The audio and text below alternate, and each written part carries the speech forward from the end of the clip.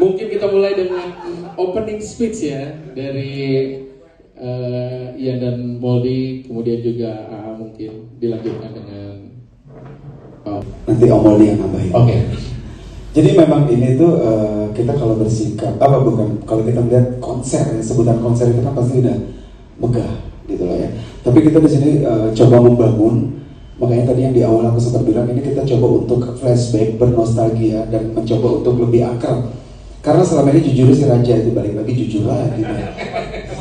Iya, mentang-mentang. Jadi kita Raja itu selama ya mungkin 25 tahun ini, kalau aku gak salah ingat sih mungkin memang gak pernah kita yang namanya dekat dengan audiens. Jadi konser itu ya semacam ada jarak. Artinya panggung, rejim tinggi, besar, megah, penonton ya udah menikmati. Nah di sini memang sempat aku bilang ke juga kalau mau dibikin juga 25 tahun Raja ini, gue pengen konsepnya itu memang dekat, bener-bener dekat. Mungkin kalau bahasa Mas Paul itu intimate, lebih ke situ. Karena kita pengen tahu dong gitu lebih dalam sejauh mana sih teman-teman itu publik lah khususnya setelah 25 tahun Raja berkarya itu sejauh mana sih mereka bisa tanpa jarak dengan Raja.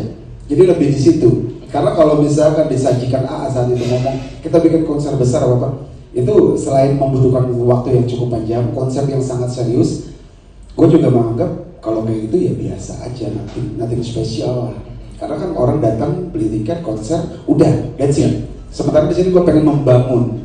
Mungkin siapa bisa aja nanti di sela-sela event itu ya gue bisa ajak audiens salah satu mungkin atau beberapa orang untuk naik untuk ngobrol. Gue pengen mengulik, gue pengen mencari tahu lebih jauh sejauh apa sih dia tuh mengenal Raja, let's say. Atau dia dasar dia menyukai Raja tuh karyanya kenapa? Mungkin itu yang mau gue coba untuk cari tahu di event ini gitu. Ya seperti itulah gambarannya. Oke. Kalau gue bilang ini konser tanpa jarak ya. Ya artinya kan judul lagu Raja itu kan ada judulnya Aku Ada Karena Kau Ada. Sudah. Jadi yang gimana yang caranya di konser ini, konser tanpa jarak ini tanpa konsep lah. Judulnya boleh berkonsep tapi dalam penyajian konsernya gue pengen kita sedekat mungkin karena kan idola tuh nggak ada tanpa fans ya.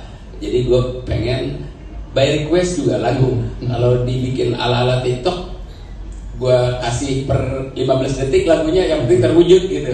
Jadi sejauh mana mereka mengetahui lagu Raja, sejauh mana mereka bisa singelong, bernostalgia bersama Raja. Jadi ini penyajiannya beda sama konser-konser kita biasa. Ini lebih kepada konser tanpa jarak ya. Makanya gue bilang nih kayaknya intimate nih lebih. Ya berapapun yang mau hadir, ya berarti disinilah kita melakukan konser kedekatan antara Raja sama fans kita. Oke. Dan jadi intinya buat teman-teman yang nanti tidak bisa hadir, tidak datang rugi banget. Serius, karena mereka boleh mereka nonton konser aja, misalkan di mana lah gitu, tapi mereka tidak bisa dekat. Hanya sekedar mendengar, udah menikmati mendengar selesai. Tapi yang di sini ini bisa diskusi, kita bisa ngobrol santai. Even mereka boleh aja nanti Bang atau Kaian atau kamu dia bikin dong lagu begini, itu memungkinkan. Jadi kita buat ruang untuk lebih komunikatif. Oke. Dan kabarnya karena memang balik lagi kata tadi saat kita ngobrol ngopi nyantai, lama nggak jumpa ngobrol apa kabar bla kita ketemu, lu bikin dong 2000-an. Itu awalnya ya. Bikin 2000-an siapa ya? Akhirnya aku coba untuk kurasi, coba untuk pikir-pikir, lihat-lihat. Ya balik lagi jujur-jujuran sih. Yang namanya berkolaborasi, yang namanya bekerja sama itu cari yang komunikasi termudah. Cari orang yang mau, yang bisa diajak komunikasi dengan mudah, tanpa ada tetek bengek macam-macam. Dan punya hits otomatis, yang memang mereka ya, beriringan dengan Raja saat itu. Kalau mereka terlalu jauh atau terlalu tinggi nggak ada kayaknya. Gitu, jadi memang ya beriringan. Dan yang perlu digarisbawahi memang gue percaya kok semua orang publik dia akan mau bekerja sama dengan orang yang komunikatif. Kalau enggak terlalu ini ya ngapain diajak kerja sama ya kan? Ya itu aja sih. Jadi itu salah satu yang mendasari kenapa gue pilih Charlie, pilih Andika selain ya mereka juga punya hits Iya. yang banyak digemari juga oleh publik itu. Jadi itu sih lebih ke sana. Oke, nanti apakah konsernya mereka akan membawakan lagu Raja juga? Nah itulah yang harus ditungguin. Oh iya Itu iya. yang harus ditungguin. Oke. Karena ini ya, ini mudah-mudahan tidak ada hambatan ya ayah. Boleh di reset, belum pernah satu panggung. Oh ya. Panggung kecil, panggung besar tidak pernah. Oke. Dan hanya di sini. Oh. Silakan teman-teman riset. Karena gue juga merasa gue gak pernah sepanggung mereka. Itu yang bertiga ini. Iya iya. Belum dan. Belum pernah. Nanti. Kalau Raja dengan Kangen sudah pernah. Hmm. Raja dengan Charlie juga sudah pernah. Tapi bertiga sekaligus belum pernah. Oh. Itu. Oke. Mungkin jawabannya karena sponsor gak sanggup kali ya. Dan di sini karena AA akhirnya berhasil. Iya iya. Memang yang biasa ngegerak. Kalau urusan tiket AA lah urusannya tuh. Gue jawab yang pertama tadi. Sebenarnya sih bukan pilihan kita sih untuk kayak di Malaysia kita konser.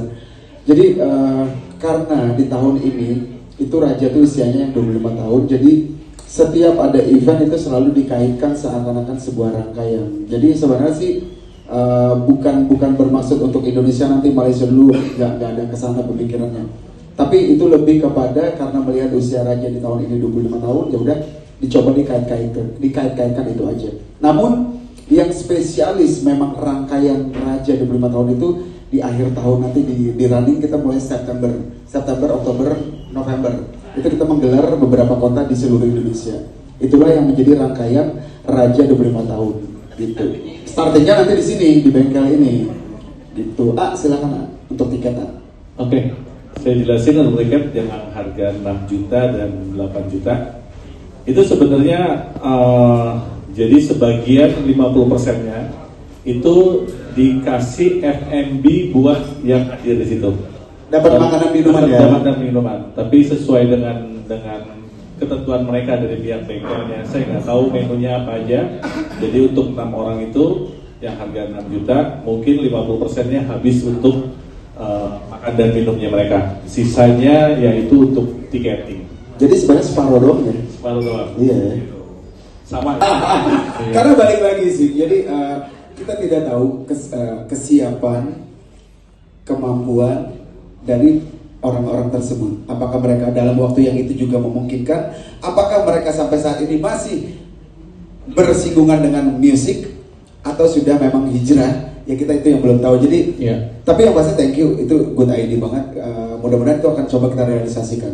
Karena memang tidak bisa dimungkinin, fans kita pun juga mengharapkan itu. Mudah-mudahan sih teman-teman yang pernah menjadi member aja mau nanti ikut berkolaborasi di sini. Gitu. Cukup ya, Billy.